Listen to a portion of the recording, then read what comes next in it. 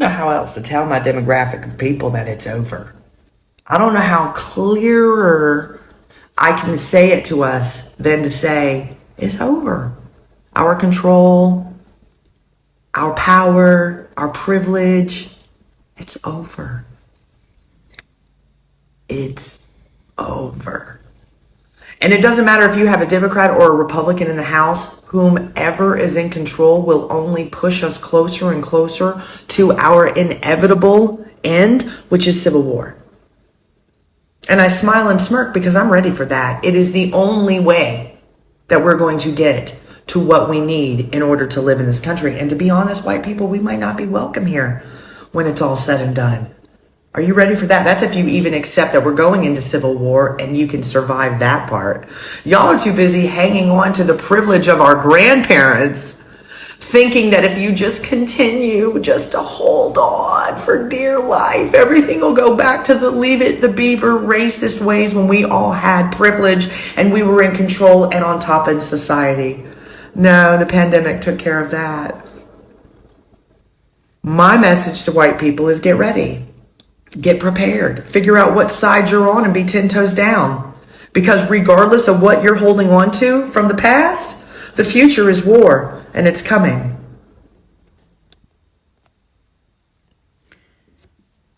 And she's absolutely right on certain parts she brought out.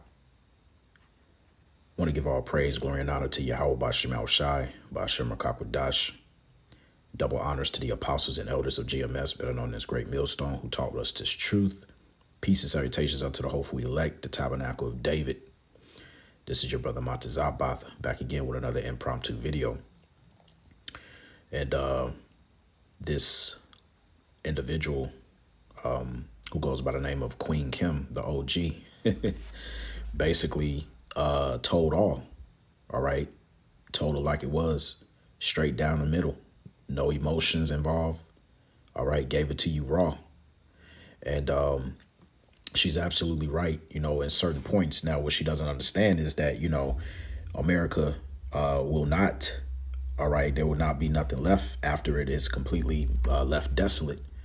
All right. And it tells you that in the book of Jeremiah. All right. That we would have healed Babylon.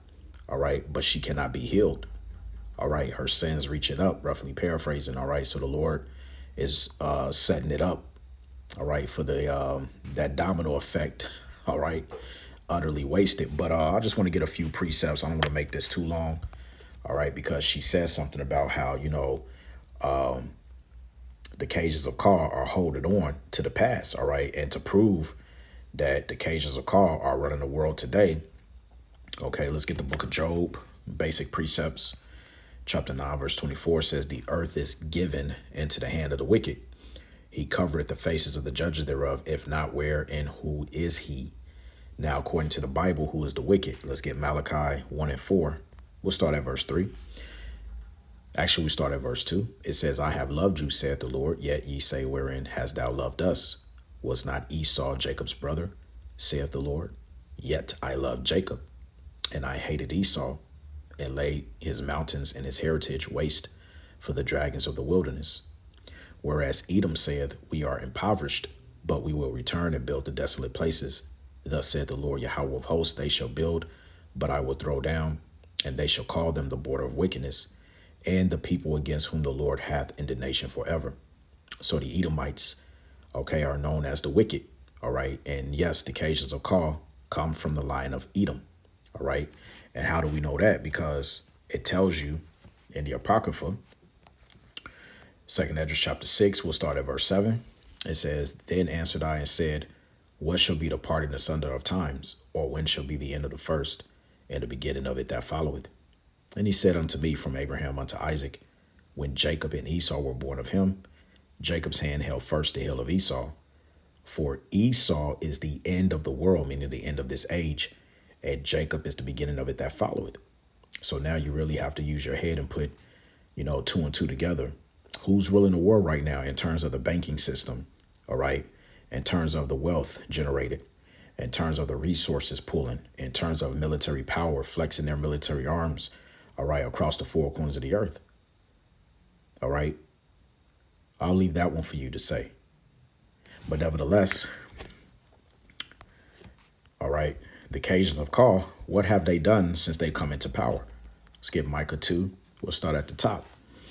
It says, woe to them that devise iniquity and work evil upon their beds. When the morning is light, they practice it, because it is in the power of their hand. Referring back to what? Job 9:24. The earth was given, okay, unto the wicked. Verse 2. And they covet fields and take them by violence, and houses and take them away. So they oppress a man in his house, even a man in his heritage. And what did she say? She said that they predicate themselves by living off their foreparents, their grandparents, in terms of so-called white privilege. Okay? Because what nation of people was going around coveting fields, taking them by violence, going into lands that were not theirs, taking people's houses away, oppressing a man, and even stealing his heritage? What nation of people is known for doing that? Right? Let's get Psalms chapter 49 and verse 11. It says, their inward thought is that their houses shall continue forever. This is the reason why she said the Cajuns of call need to choose a side, because they want to keep their privileges, but they fail to understand that this is the end of their reign. It says, in their dwelling places to all generations, they call their lands after their own name. So this particular group of nation of people, all right, when they came into power, when the Lord has given them, all the resources, all right, the fatness of the earth, the dew of heaven, as mentioned in Genesis, the 27th chapter, all right, which was the blessing that Isaac gave Esau, all right. They were blessed with the sword, and they used the sword to go around, all right, and covet after fields that were not theirs. And the scriptures tells you that you are not to remove the landmark, right? Let's grab that.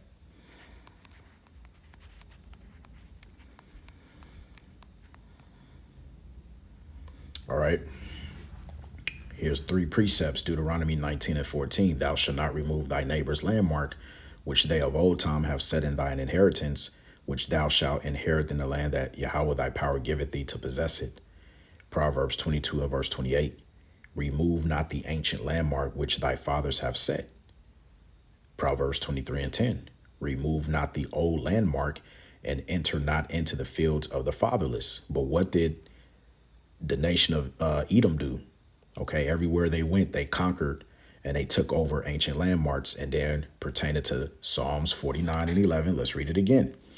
Their inward thought is that their houses shall continue forever, and their dwelling places to all generations. They call their lands after their own names. So by them going into those ancient landmarks and taking them over, okay, case in point, look what they did to the so-called Native Americans, the tribe of Gad. They came to the Americas and took over the land. And then they started to call the land of America after their own name. Okay, now they're calling themselves Americans. They're not Americans. Just like they call themselves British. They're not British. Just like they call themselves Canadians. They're not Canadians. Just like they call themselves Australians. They're not Australians. Okay, this is why the scripture says this. Isaiah 14 and 21. All right, because she made a good point, right? And before I bring that scripture out, let's take this back. Let's take this back about halfway, about right here. I don't know how else to tell my demographic of people that it's over. I don't know how clearer I can say it to us than to say it's over. Our control, our power, our privilege, it's over. It's over. And it doesn't matter if you have a Democrat or a Republican in the House, whomever is in control will only push us closer and closer to our inevitable end, which is civil war. And she's correct. But the only reason that's going to happen is because it's prophesied to happen. All right. The Lord said that, roughly paraphrasing that, Babylon, it has to be destroyed. All right. It also tells you in Lamentations, the 4th chapter, that Esau, he will discover thy sins. OK, so she's absolutely right. It doesn't matter who they get in office. The Lord is setting it up for Babylon, which is America, to be destroyed, right?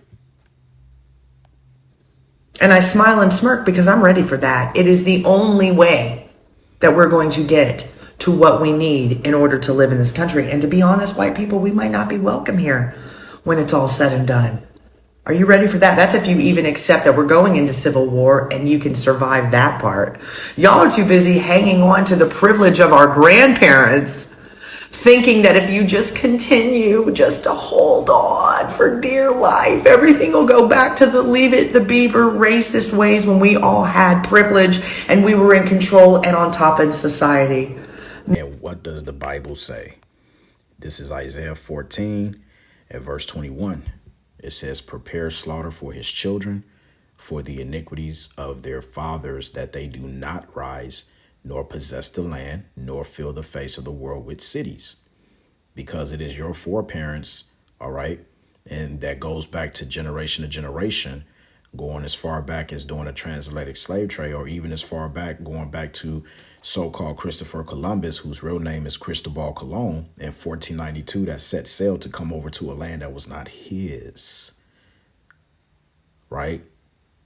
And your privilege, all right, going as far back as to that, taking over a land, okay, from the so-called Native Americans who are from the tribe of Gad, okay, part of the Northern Kingdom, right? You took over their land, all right, and then you passed down that inheritance of something that was not yours to your children. So it's why the prophecy states that your children, okay, shall not rise up nor to possess the land nor fill the face of the world, because yes, your children, okay, have gotten the inheritance, and it's been passed down from generation to generation. But as she stated, okay, you're in a time now where no, that privilege is gone. You can kiss it goodbye. Okay. So, that's all I wanted to grab on that. Call Halayim Yahweh Bashim Yahushua Bashim Rakakwadash. Until the next time, Shalom.